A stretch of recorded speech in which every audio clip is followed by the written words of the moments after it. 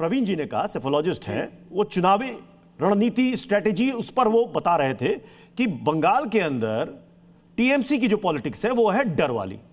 वो बीजेपी से डराती है मुसलमानों की कि बीजेपी आ जाएगी तो तुम्हारे लिए यहां पर जीना हराम हो जाएगा, और उस डर का फायदा टीएमसी को मिलता है। अभी आपने कहा कि बीजेपी से ज्यादा और कोई जहरीली पार्टी नहीं है, जैसा दीवान जी ने कहा।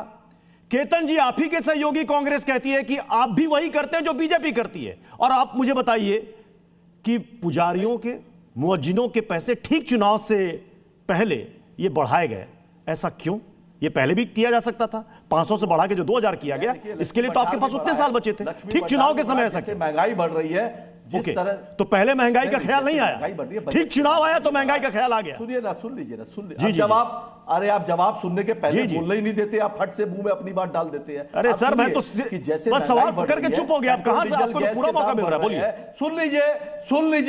सुन लीजिए, युवाओं को, महिलाओं को वृद्धा पेंशन पूरे देश में कहीं नहीं मिलती है। छोड़ के चले गए मेरे भाई, बंगाल छोड़ के चले गए। अरे चुप करो।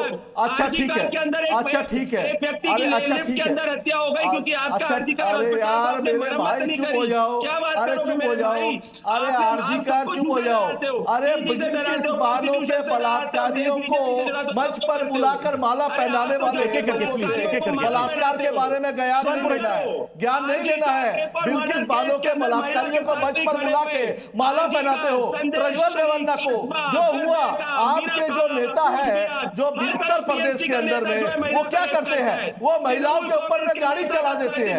सुनिए, आपका महिला, सुनिए ना, महिलाओं, आप चोरों है, चोरों की पार्टी है, चोरों की पार्टी भारतीय जनता पार्टी। आज से डेट में दोनों साथ साथ बोलते रहेंगे, किसी को कुछ समझ में नहीं आएगा, किसी को समझ में आएगा।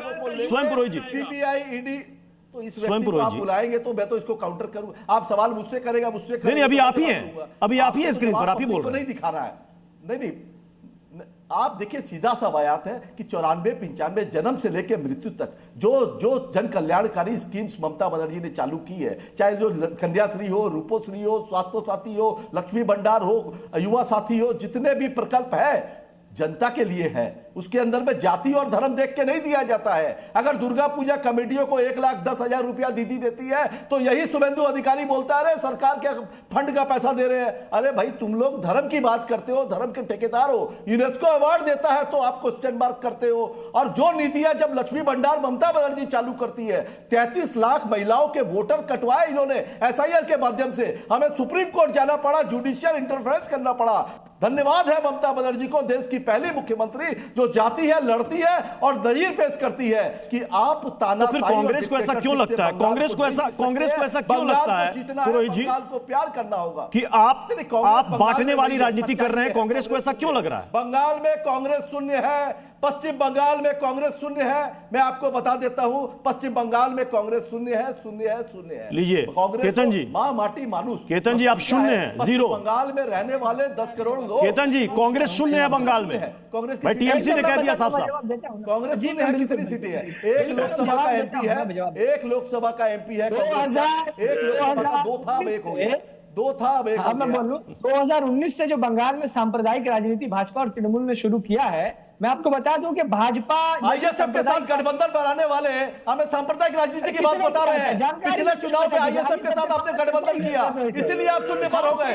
आईएसएफ के साथ गठबंधन करने वाले लोग हमें ज्ञान न दे तुष्टिकरण पर।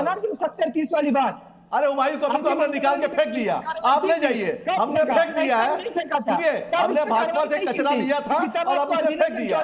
भाजपा से कचरा लिया था, उसे फेंक दिया है। भाजपा ही कचरा था, उसे फेंक दिया है, आप रख लीजिए। आपको आज के दिन आप रखिए, आपके साथ अधीर रंजन चौधरी के साथ, शुभेंदु अधिकारी के साथ आप लोगों को मुबारक हो। बंगाल की जनता ममता बनर्जी